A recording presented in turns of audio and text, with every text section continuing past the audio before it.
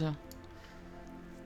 Or, la foi est une ferme assurance des choses qu'on espère, une démonstration de celles qu'on ne voit pas. Pour l'avoir possédée, les anciens ont obtenu un témoignage favorable.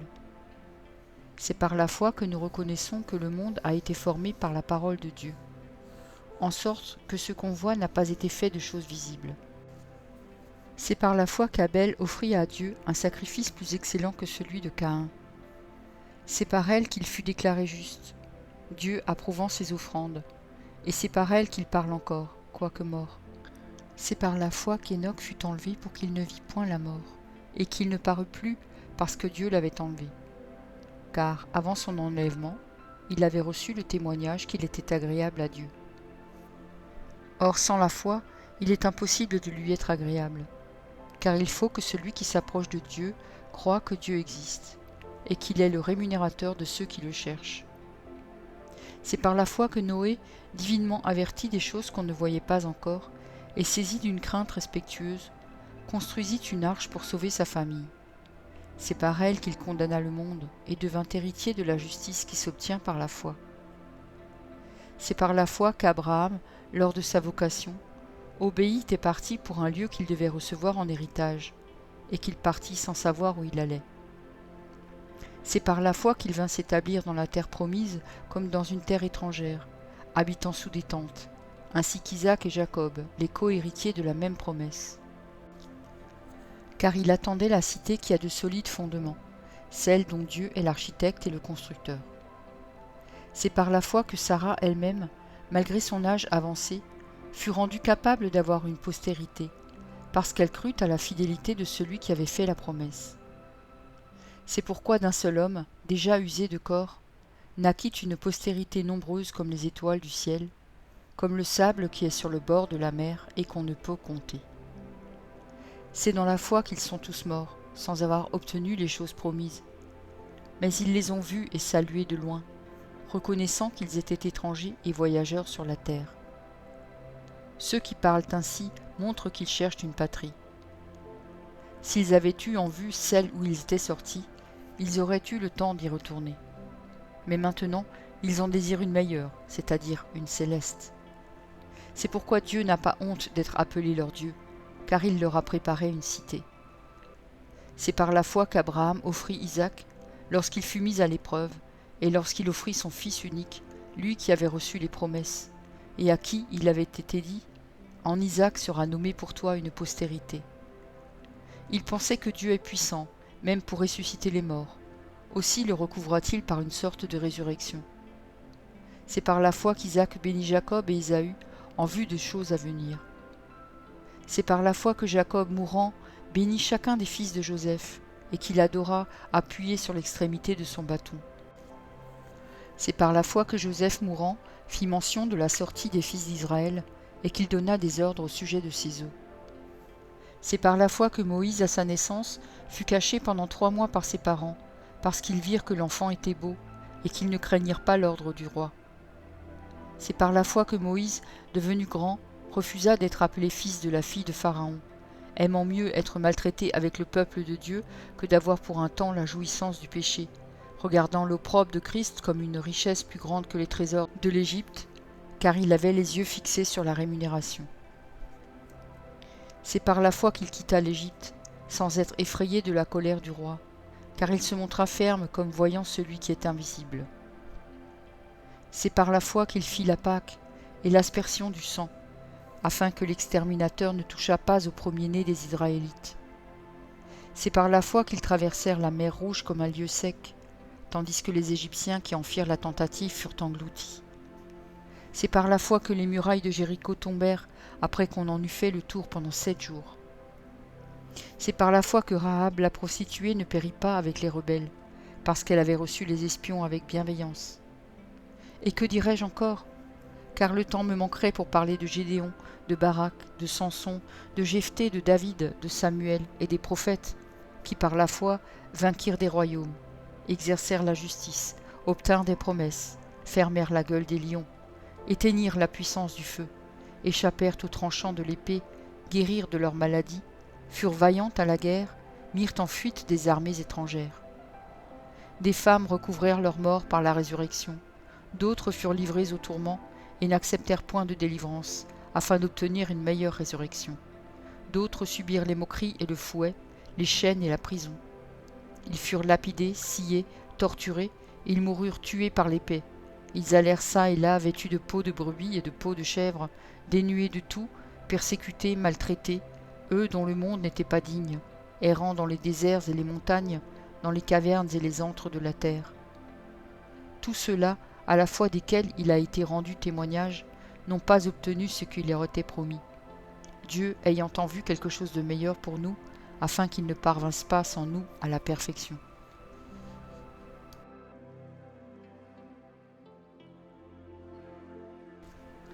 Hébreux 12.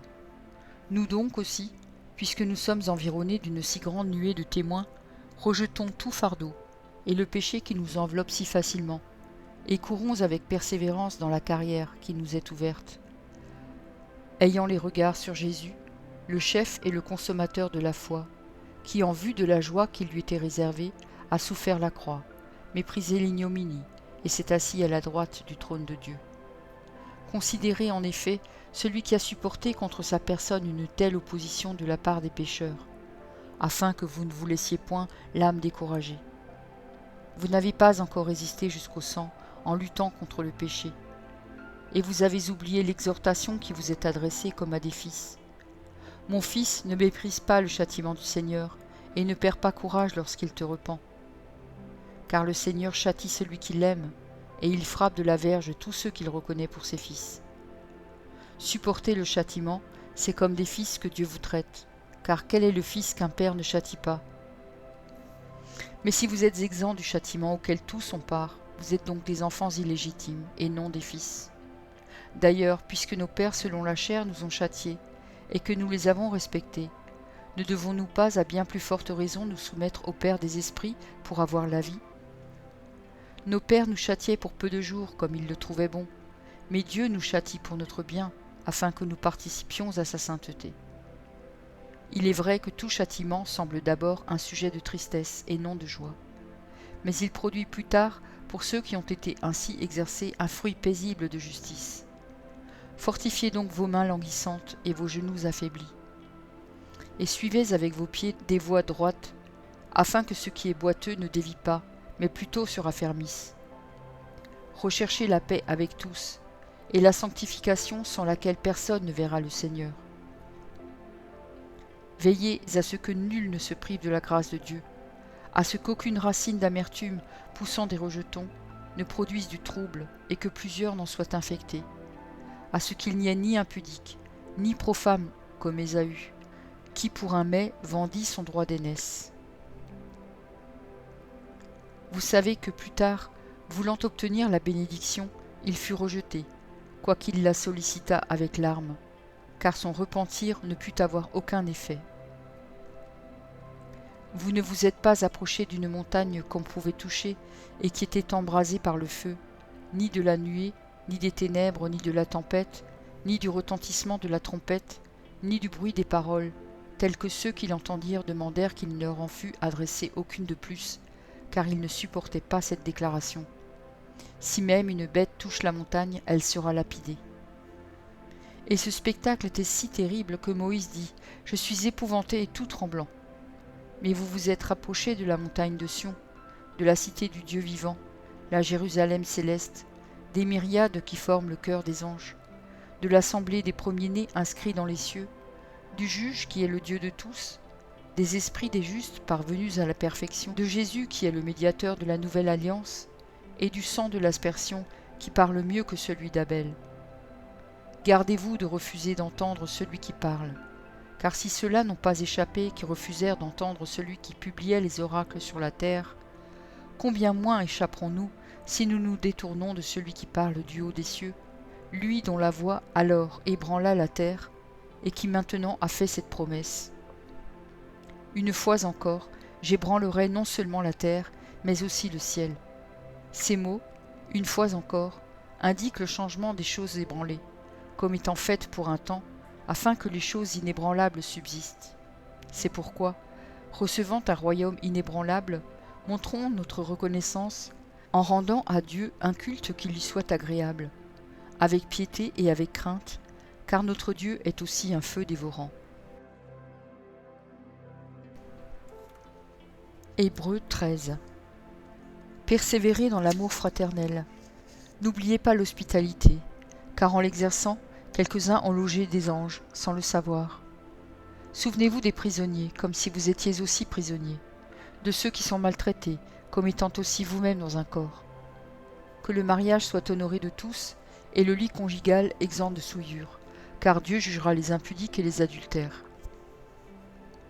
Ne vous livrez pas à l'amour de l'argent, contentez-vous de ce que vous avez, car Dieu lui-même a dit « Je ne te délaisserai point, et je ne t'abandonnerai point ». C'est donc avec assurance que nous pouvons dire « Le Seigneur est mon aide, je ne craindrai rien. Que peut me faire un homme ?» Souvenez-vous de vos conducteurs qui vous ont annoncé la parole de Dieu. Considérez quelle a été la fin de leur vie et imitez leur foi. Jésus-Christ est le même hier, aujourd'hui et éternellement. Ne vous laissez pas entraîner par des doctrines diverses et étrangères, car il est bon que le cœur soit affermi par la grâce, et non par des aliments qui n'ont servi de rien à ceux qui s'y sont attachés.